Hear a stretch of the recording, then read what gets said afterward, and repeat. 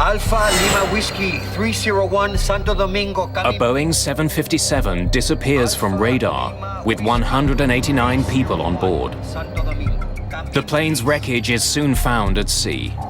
There are no survivors to say what happened. This accident was the first major loss of a Boeing 757 aircraft. Investigators find no clues in the wreckage. Only the plane's black box can tell them what happened. The tape raises a perplexing question. 301 Santo Domingo, come in please. My airspeed indicator is not working. What's happening? How had the failure of one single instrument caused the crash of one of the world's most sophisticated jetliners?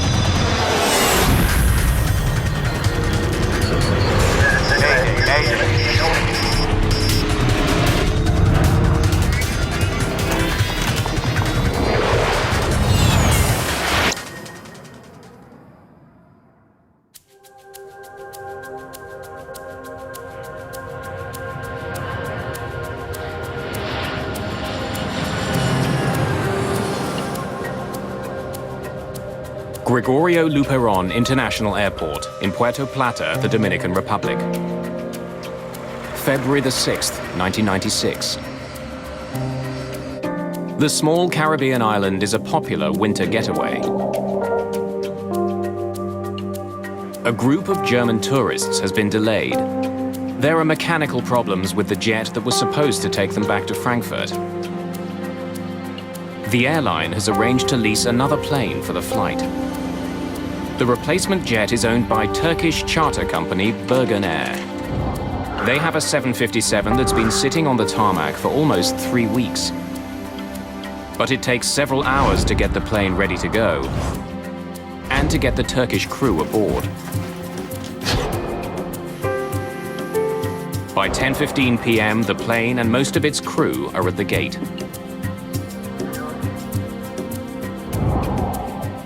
More than 4 hours after they were supposed to take off, the first of the passengers begin boarding the plane. They have a 9-hour flight to Frankfurt ahead of them.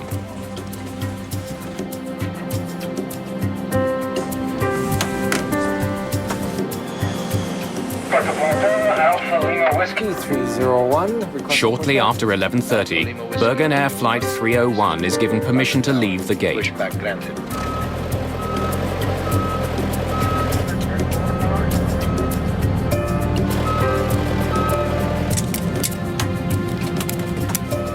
Moments later, it taxis to the threshold of the runway.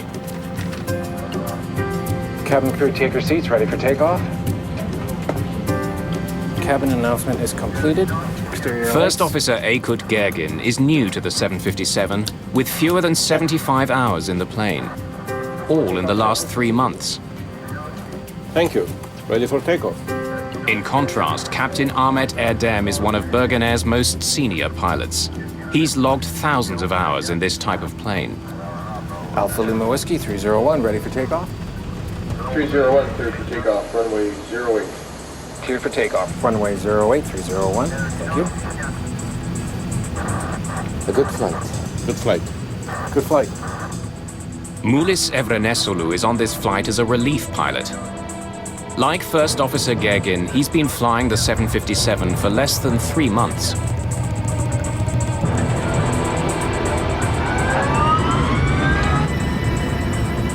As the plane accelerates to takeoff speed, a light rain begins to fall. Power set. Okay, check.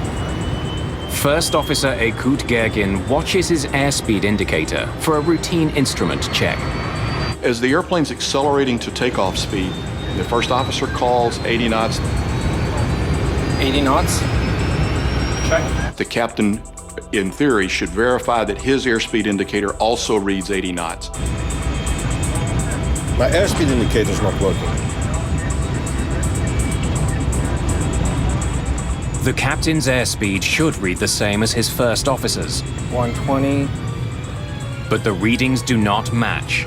Is yours working? Yes, sir. You tell me. Erdem wants his first officer to tell him when the plane hits takeoff speed. V1. At 150 knots, the plane hits V1, the point of no return. Rotate. The captain must pull back on his column and get the plane in the air. Positive climb, gear up. Positive climb. Gear is up.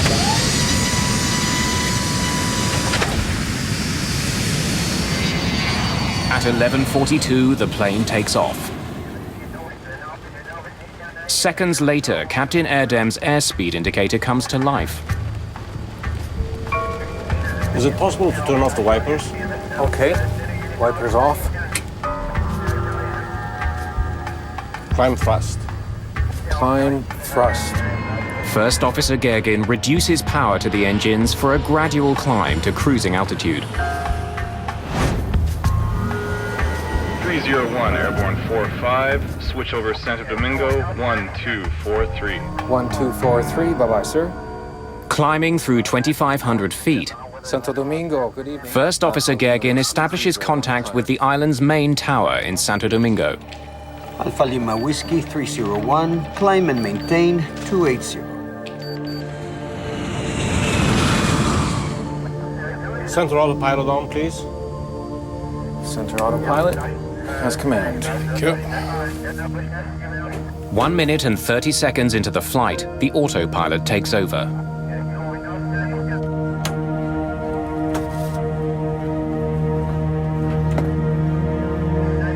Onboard computers now make all the calculations and adjustments necessary to keep the plane climbing safely. Almost immediately, the computer reports a problem. Rudder ratio, Mach airspeed trim. 2 different alerts warn the pilots that the plane is traveling far too fast. Trim. But the first officer's airspeed indicator shows the plane climbing at a normal speed, 220 knots. Something's wrong here.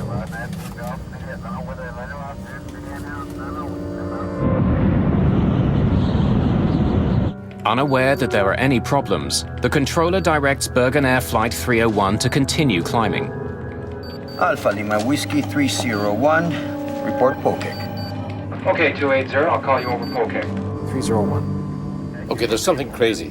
Do you see it? In the cockpit, the situation gets more confusing.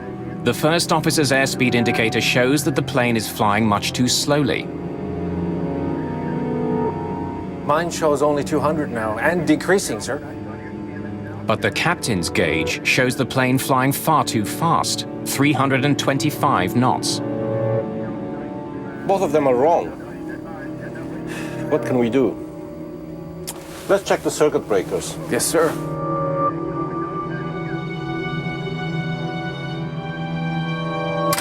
As the first warning is eliminated, a more persistent warning replaces it. The overspeed warning tells the crew that they are approaching 350 knots, the maximum speed at which the plane was designed to fly at this altitude. Okay, it's no matter. Let's pull the airspeed. Let's see.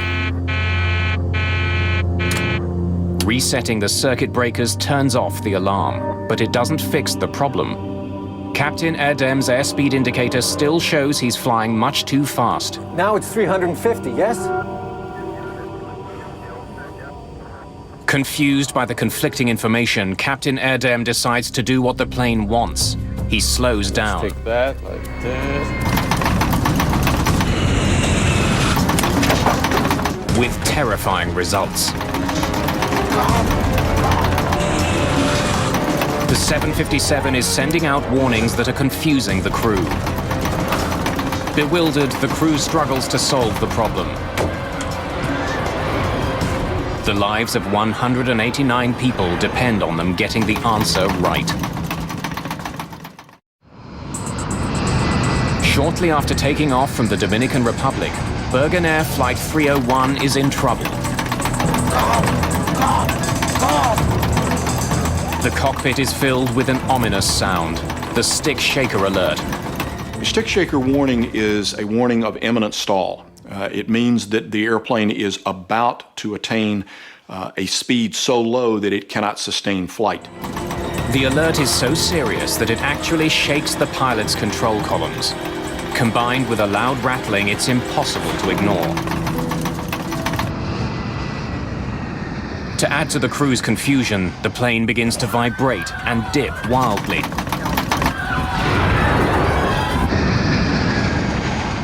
I'm sure every passenger on the airplane knew something was unusual because the aircraft started to shake in a very violent maneuver.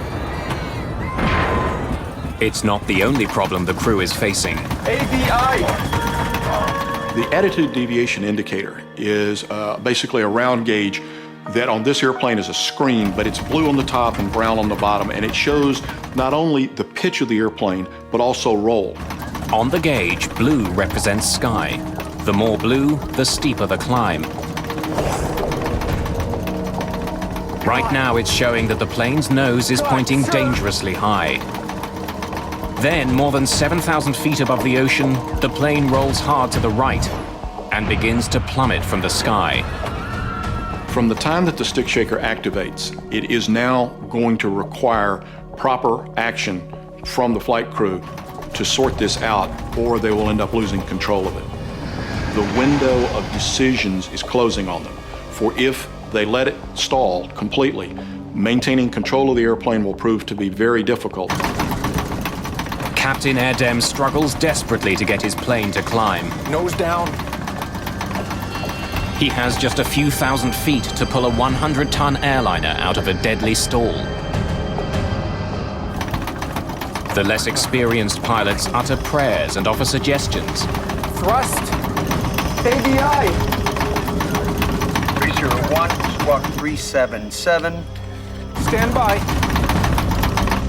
Air traffic control is still unaware that Flight 301 is in grave danger. The timing. What am I to do? You can level off. Our altitude's okay. The plane is falling fast.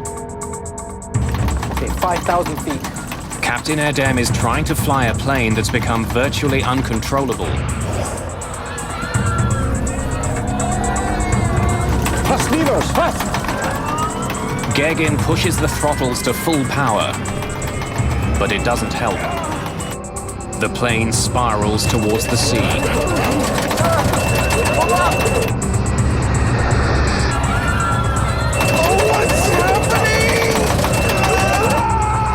Alpha Lima Whiskey 301, Santo Domingo, come in, please. Alpha Lima Whiskey 301, Santo Domingo. Come in, please.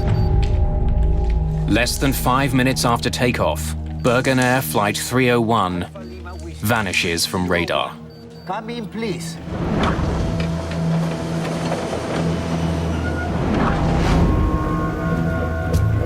The Dominican Navy begins searching for the missing plane and its passengers. En route, I was always thinking of what I would find. I thought I would find people screaming, people yelling, asking for help.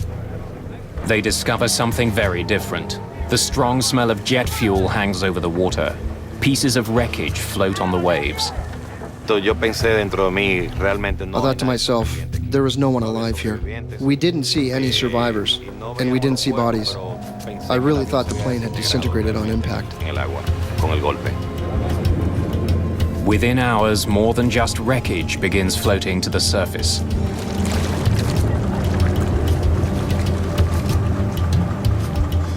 Around 5:20 in the morning, when the bodies started to come up, I did feel a great sorrow in my heart. I felt like I wasn't sure if I would have the strength to continue the work at that moment. The search continues by the light of the next morning.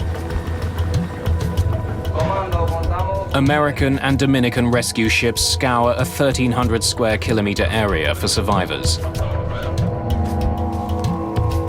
None are found.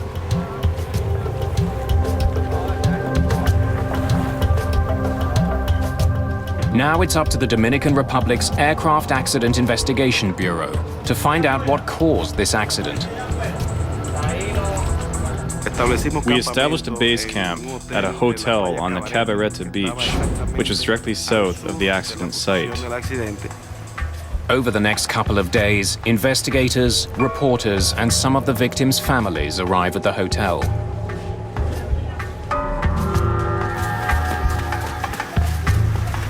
Nearby, evidence of the disaster reaches the Dominican shores. Wreckage and passengers' possessions are washing up on the beach. Even the smallest piece could be a valuable clue as to what caused the crash.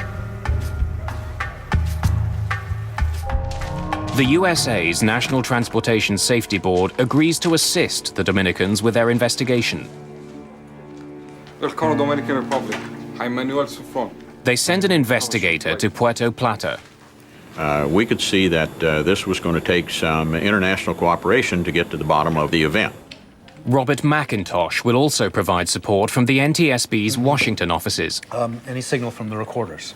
This particular accident was the first major loss of a Boeing 757 in the water. There was added urgency because the aircraft was going into the livery of many American-operated airlines and on the market for the worldwide passenger service. In order to understand what had happened here, we only had one key. That key was the black boxes. Like all commercial airliners, the Boeing 757 carries a cockpit voice recorder that records all the sounds in the cockpit, and a flight data recorder that records a wealth of information about the plane's operation during flight. We've got underwater locator beacons on these recorders. They work for 30 days upon immersion. But the ocean where the plane crashed is over 7,200 feet deep. We needed to locate them before the signals faded, and we also needed to remove them before the data was damaged by salt water. So we were in a race against time. The NTSB enlists the help of the US Navy, who hire a submersible called the Curve. CURVE stands for the Cabled Underwater Recovery Vehicle. It's a tethered vehicle. It has an umbilical, and it's controlled by an umbilical. It's not autonomous. The Curve is essentially a remote-controlled submarine, which can work at depths no manned submarine could handle.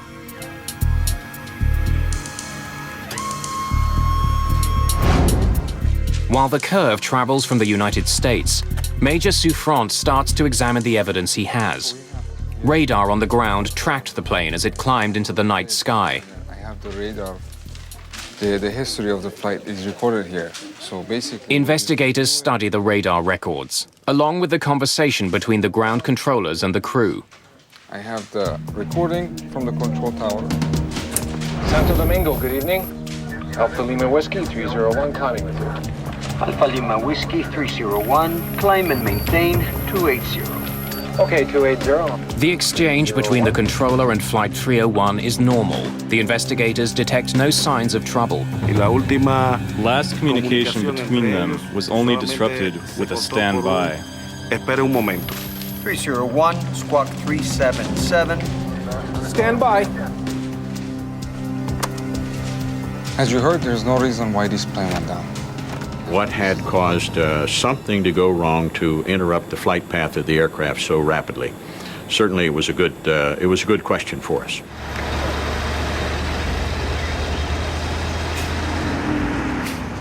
Any debris that's found is taken to a Dominican military base to be examined.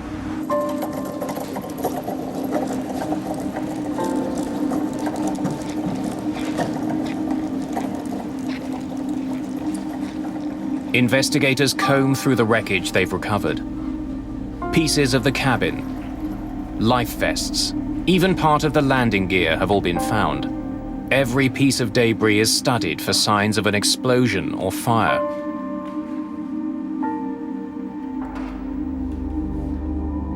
Investigators also check if any of the life vests are inflated. That would suggest passengers had some warning before the plane plowed into the sea.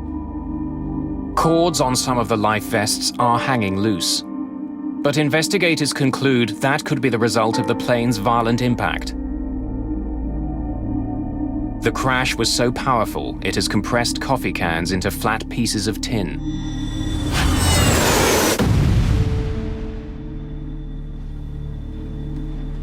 The wreckage tells investigators that the crash of Birgenair Flight 301 was sudden and violent. But they find no evidence that there was an explosion on board.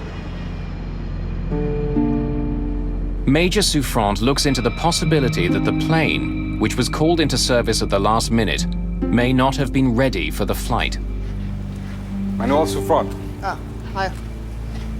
I'd like to see some records of the Birgenair plane.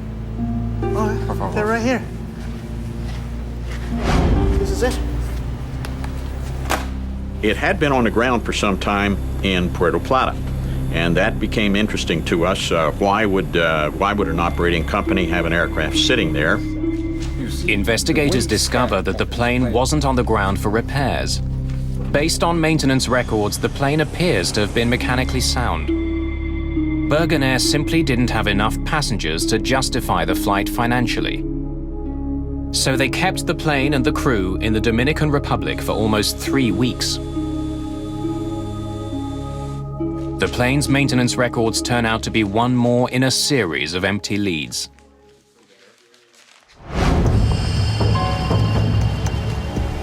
The Curve arrives in Puerto Plata harbor. On February the 28th, more than 3 weeks after the crash, it slips below the waves, looking for the remains of the Birgenair jet.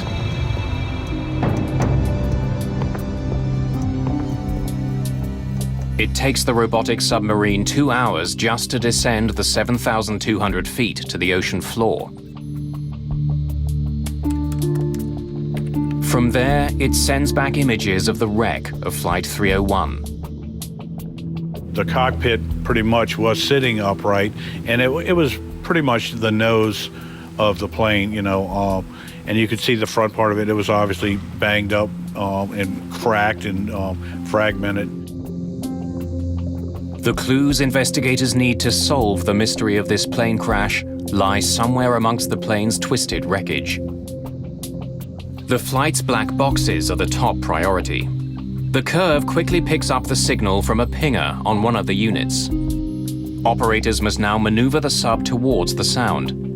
They have to be able to see the boxes to pick them up with the robotic arm. It takes just 90 minutes to find the first black box. The first one was sitting out in the open. Okay, it was where they could see it, and they picked the first box up. They grabbed a hold of it, and they just kind of tucked the arm up in place, you know, so that they wouldn't lose it.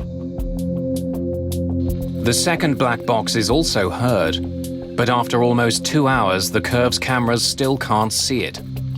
You know, they knew it was right there, and they were searching around a debris pile, and they could not physically see it, you know, with the cameras of the vehicle. So as they went around a couple times, they started, you know, lifting metal up and moving pieces out of the way, and then they did find the second box under some debris.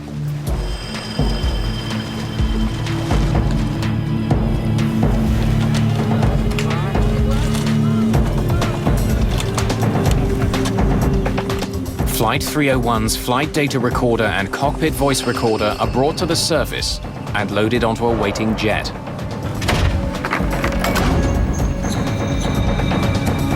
Within hours, the black boxes are at the NTSB labs in Washington, D.C. Technicians prepare to extract the precious data from the boxes. Investigators hope it will tell them what happened aboard Birgenair Flight 301. They'll soon uncover a stunning miscommunication between a seasoned pilot and his plane.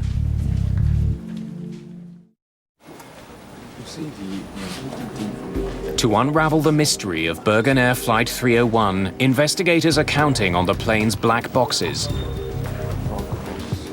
That flight data recorder was our key. So the technicians got busy and gave us plots, visual plots of what was going on with engines and airspeeds and so on, to allow us to try and understand why that aircraft slowed down and then simply departed controlled flight and entered the ocean.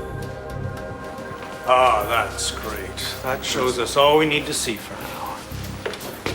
So it's all the flight data recording. It's on a timeline. Top is the pitch. We've got the airspeed and the altitude. But check out the timeline, 44. Investigators immediately notice something unusual about the flight. 15 degrees pitch, nose up. Seems high. It's almost the maximum. And then it stays that way. The plane began climbing normally.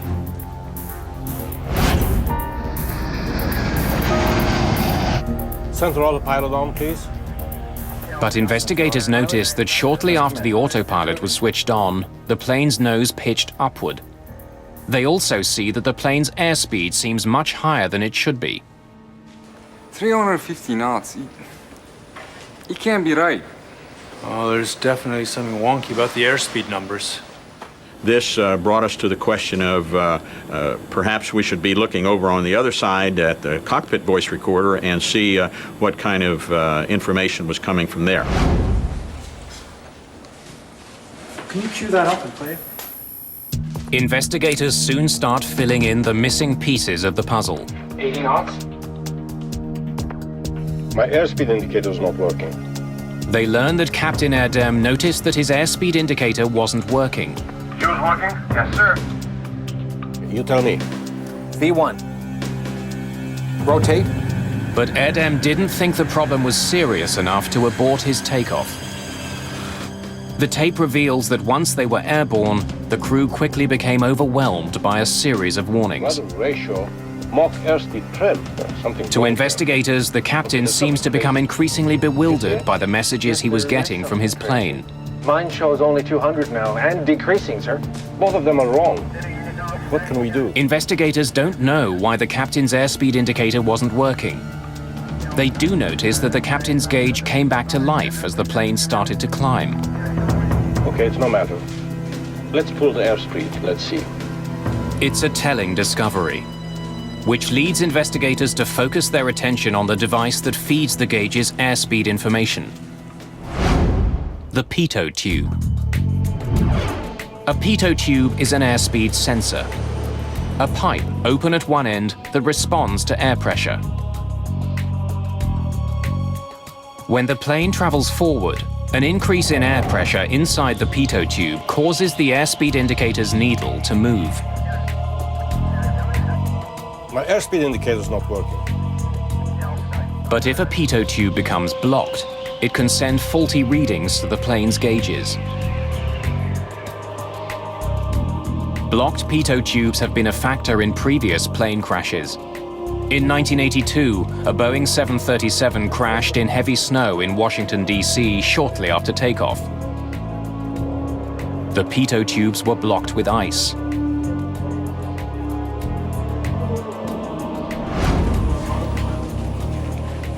Investigators suspect that the pitot tube which fed the captain's airspeed indicator on the Birgenair jet was somehow blocked. But they know ice can't have blocked the tubes of a plane taking off from a Caribbean island. We don't know why it was blocked, but it presented a very, very interesting situation to us. We started carefully looking at what could cause that kind of thing to happen. Senor!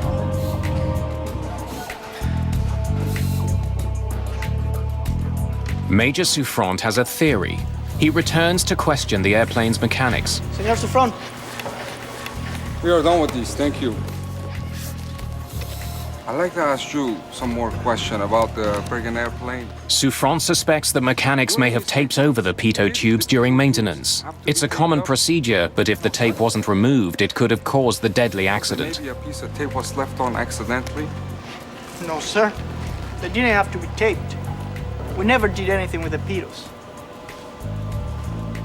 Did you put the pitot covers back on them when the maintenance was finished? It didn't have any covers with it. We didn't take any off, and we didn't put any on.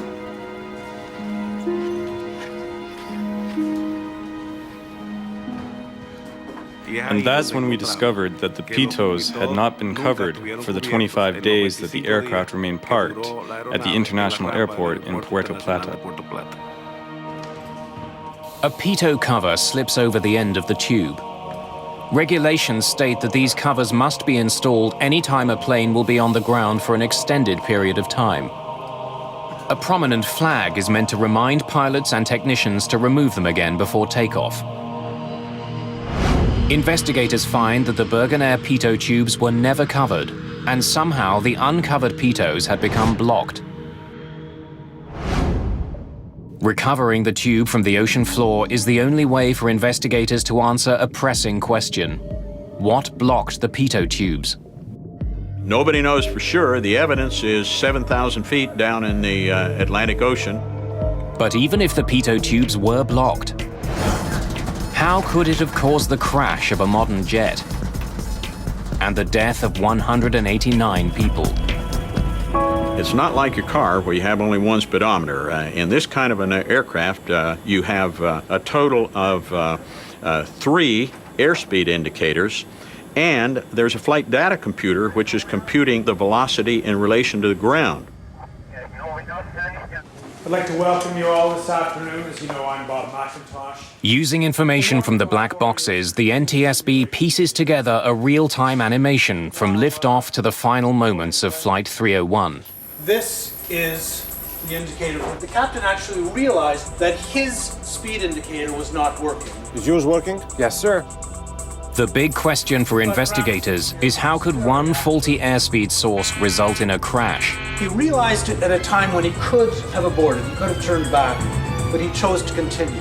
Right now, investigators analyze the captain's every move and find that he allowed a small error to escalate and ultimately overwhelm him. Rotate. Positive climb, gear up. Moments after liftoff, Captain Erdem's airspeed indicator appears to be working. and then that means it's at odds. But investigators suspect the gauge is responding to changes in altitude. Climb, thrust. As the plane climbs through the thinning atmosphere, the air trapped inside the tube expands, causing a buildup of pressure. Inside the cockpit, this causes the airspeed indicator needle to deflect. Even though altitude is causing the increase in pressure, the sensors mistakenly read it as an increase in airspeed.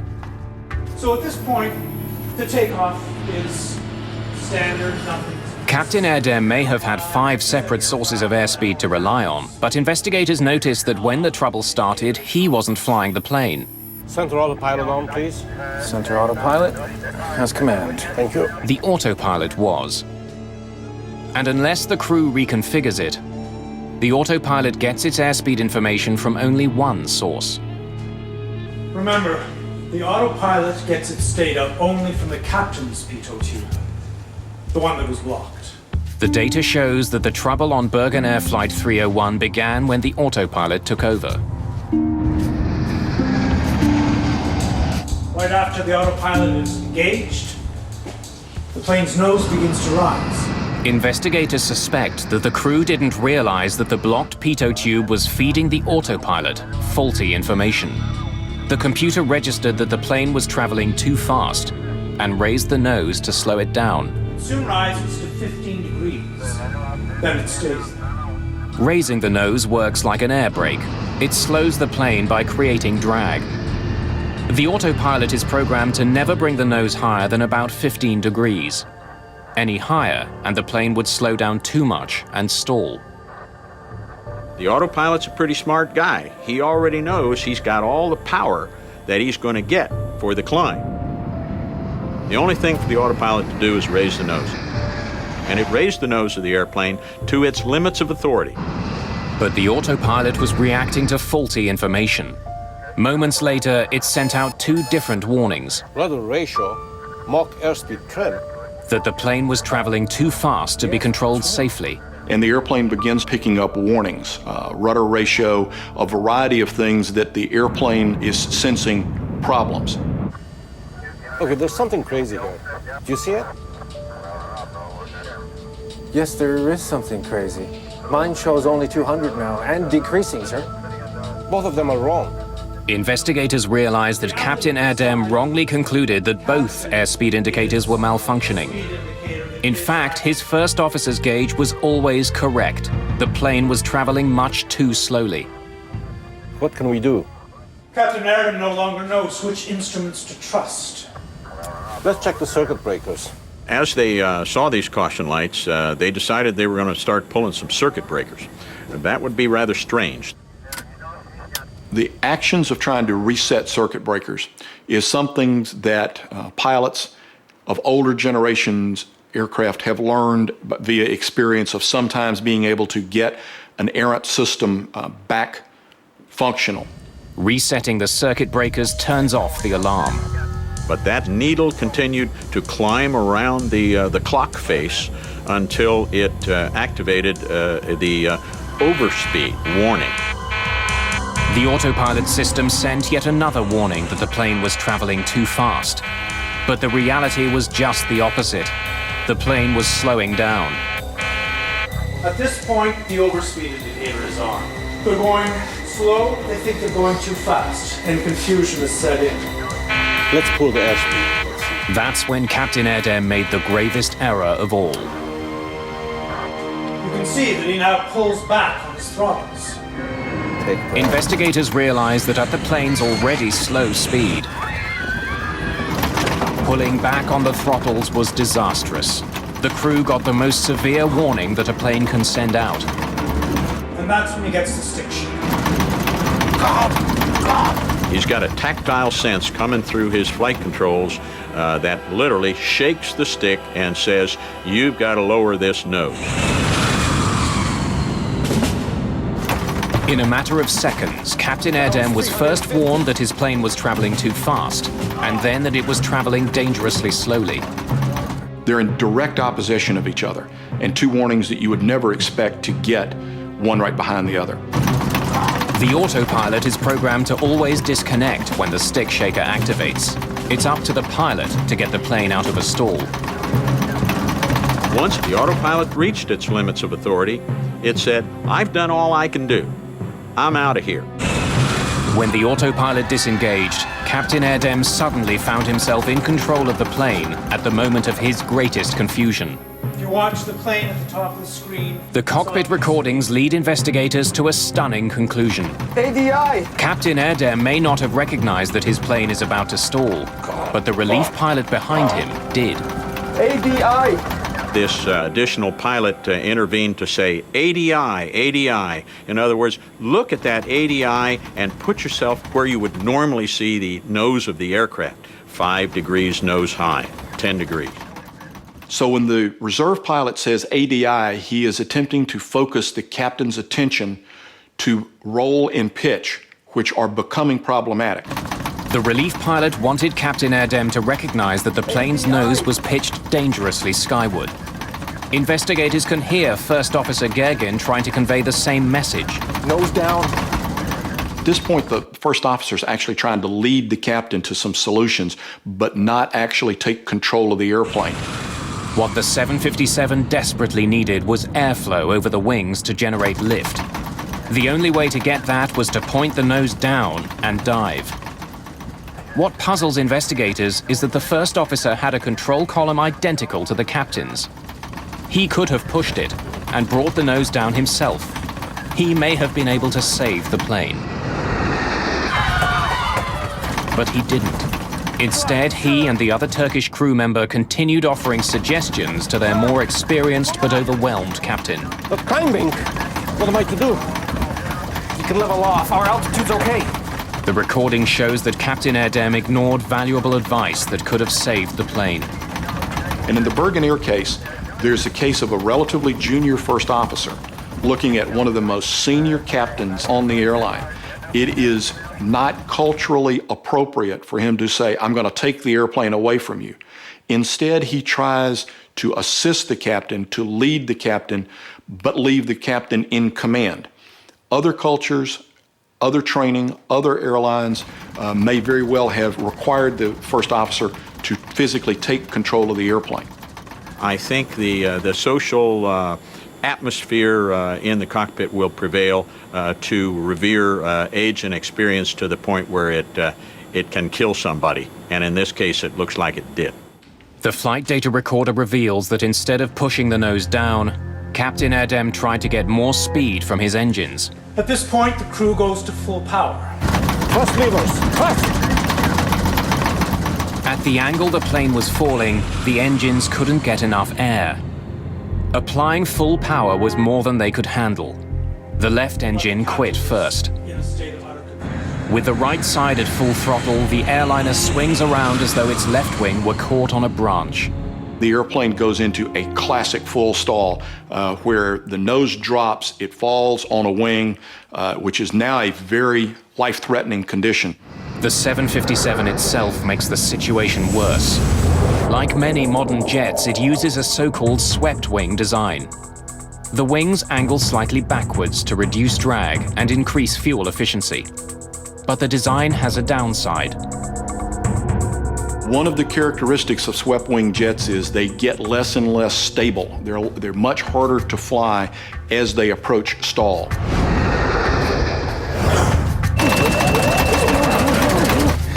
Sir, pull up! What's happening? What's happening?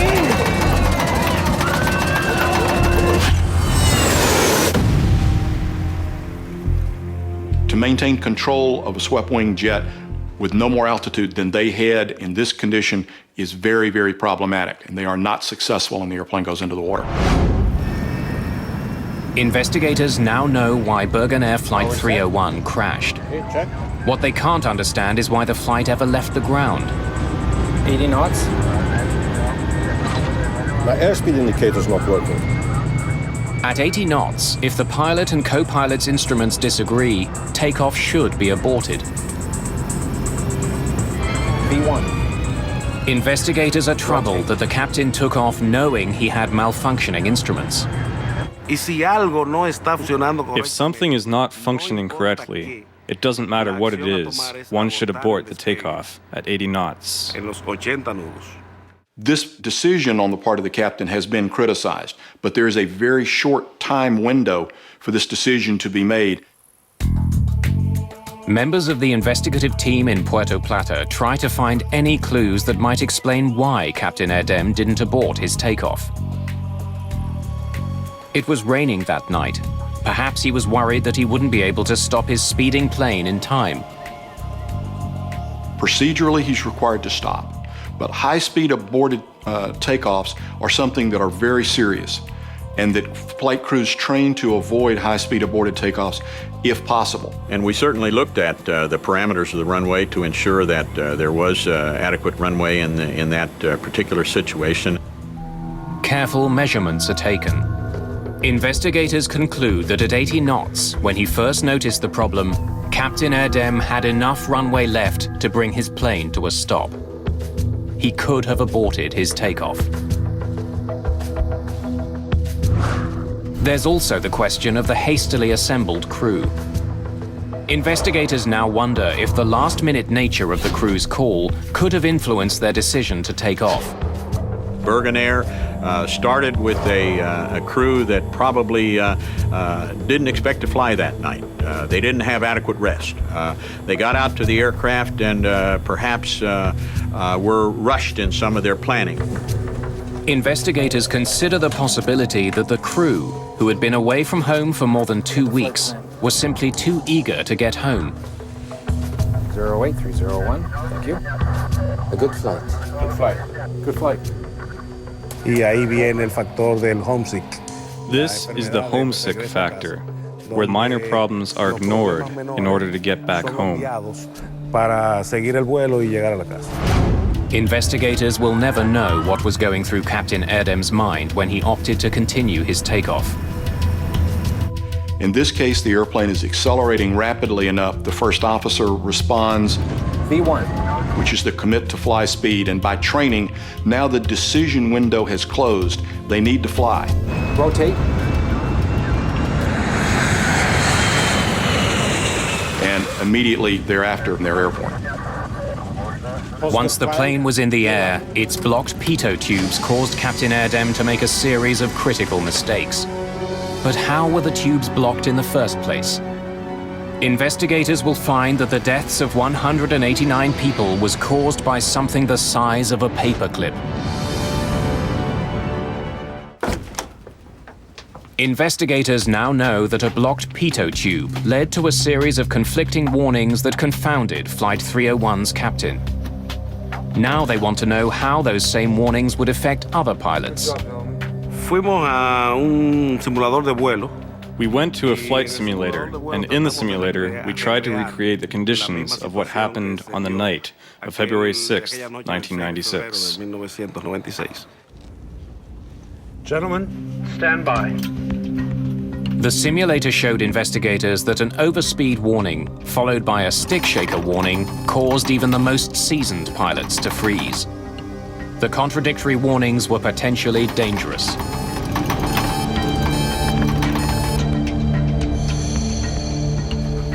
When the stick shaker activated, it was very unnerving. It's really overwhelming. That would tell me that Mach airspeed warning horn, combined with a stick shaker, was a tremendously mind-boggling experience to a line pilot. As a result, the FAA issues a directive that simulator training for all airline pilots must include a blocked pitot tube scenario. The flight crew within Birgenair was faced with a large number of warnings that kept coming, and each warning added complexity to the environment. There's a lot of warning lights going off. This captain is in a condition that is deteriorating now very rapidly. So there is a dramatically increased demand on the captain to fly the airplane. The FAA asks Boeing to change some of those warnings. Those changes include the addition of a new warning, which tells both pilots that their instruments disagree, and the ability for pilots to more easily silence troublesome alarms. Finally, Boeing modifies its planes so that pilots can easily choose which pitot tube the autopilot is using for airspeed readings.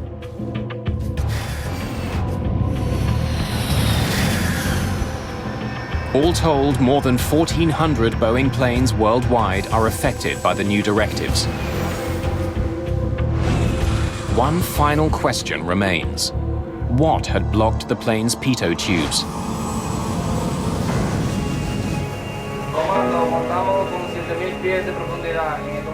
Investigators conduct an extensive search for Birgenair Flight 301's pitot tubes. They are never found. But at Puerto Plata's airport, they don't have to look far to find the likeliest suspect. It's not ice, and it's not dirt. We know that the area around Puerto Plata has a lot of bees and wasps and animals and birds and insects that like to build nests. One of the insects is well known to pilots flying out of the Dominican Republic. It's called the mud dauber wasp. Bug experts tell investigators about an extraordinary connection between the wasps and a pitot tube. Cuando la javipa albañilera está buscando un área para construir su nido. When a mud dauber is looking for an area to build its nest, it's looking for a site, a place that's more or less tubular. When the mud daubers make their mud nest, the mud, when it dries, hardens and condenses. It gets hard. Mud dauber wasps are squatters that make their nests in available places, like crevices in homes, or even the pitot tubes of planes. That the plane was stopped for so long, 25 days, was enough time for any species of the mud dauber to build its nest in the pitot tubes. Investigators can only conclude that mud dauber wasps blocked the uncovered pitot tubes that fed the captain's airspeed indicator, which caused it to malfunction. They didn't put covers on the pitot tubes. So at some point in time, extended time, there was an opportunity to get something like a mud dauber in that pitot tube. Investigators have their answer. On February the 6th, 1996, a tiny insect led to a series of mistakes that brought down an airplane and changed the design of the world's most successful series of airliners.